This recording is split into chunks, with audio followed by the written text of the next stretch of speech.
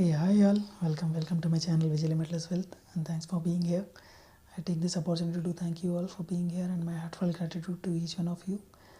And please do like and subscribe for my channel Vijayalimtlesswealth. Please like and share and comment on this video also. So in this today topic, we are going to discuss about the how can you stop identity theft, like identity theft stopping or stopping the identity theft. Like in these days there is everywhere scams are happening, and everywhere the personal data has been snatched and used for hacking, and they have been used for some other purpose by using which they are taking out the money from your accounts. So to understand and to secure your identity, I have some 10 points by which you can make your identity much more stronger and secure by following these steps. So I would request each one of you to follow these 10 steps to secure your identity in the world, on the internet, right? So let's get started for today's topic. The first point which we are going to tell now is about you should always guard your personal information as it is depending on you. You must look at it as your child.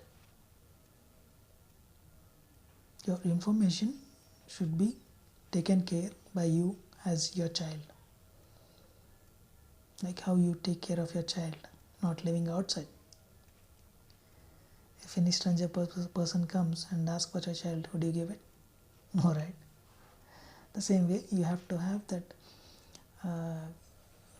security for your information which you are going to have, personal information. So you should not share it with a stranger or any other need. Whenever it is necessary or truly necessary, you have to share. Wherever it is not necessary, you need not share. This is the first point. Second point is be less on social media, in the sense where you are not sharing any personal information about you on the social media. You should always have that secure profile, security profile. You need to lock your profile so that the personal information won't be spread to a stranger or an unknown person. This is the second point.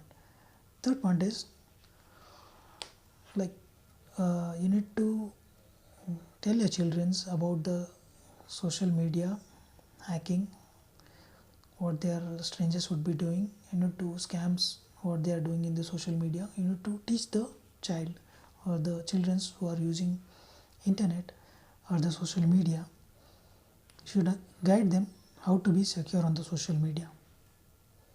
The scams happening, you should guide them what are the steps you need to, like locking the profile and not answering or not clicking on the unknown links. Like you should always have to teach the children's. This is the third point. Fourth point is you need to have a strong password for each of your accounts. It might be social media accounts or any other personal accounts. You should need to have a strong password. You need to change frequently, like 1 month or 2 months once you have to change. This is the fifth point. Fourth point. Fifth point is about two-factor authentication. That is what it's called, multi-factor authentication, what we usually call. You should have that multi-factor authentication enabled for your accounts. It may be for your bank accounts, or it may be for your social media account, or any kind of account. You need to have that multi-factor authentication or two-factor authentication for your accounts. This is the fifth point. Sixth point is you need to wipe out the credit card companies which you are not using. So always have this idea of wiping out the credit card information which you are not using on the portals or on the websites. You should not store your credit card information on the websites. Why? Because it will lead to some of the scams. scammers will hack them and use them for other purpose. So better to remove the credit cards which you have stored or saved on the websites. This is the 6th point. 7th point is you need to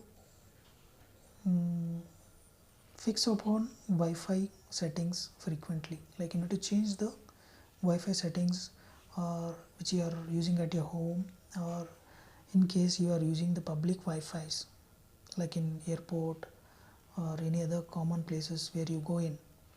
You need to always reset and disable the connections, or you should not use the public Wi-Fi most of the time. Why? Because the public Wi-Fi's will have your informations by which the scammers can have your data, by which they can get into your system.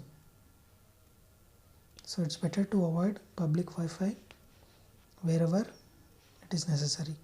You can use. If it is not necessary, please never use public Wi-Fi. 8th point is read before paying. Anything which you are purchasing on a website or internet or through any social media, you should always have an eye on what you are purchasing and what you are paying for. You just need to check with the URL so that you will come to know whether it is a genuine, whether it is a valid link or it is a non-valid link. Based upon that, you need to proceed to pay. Else, stop it. Why? Because it would be a scam sometimes. When you click on the link, all the data will be shared to the other person and they can hack your system or account.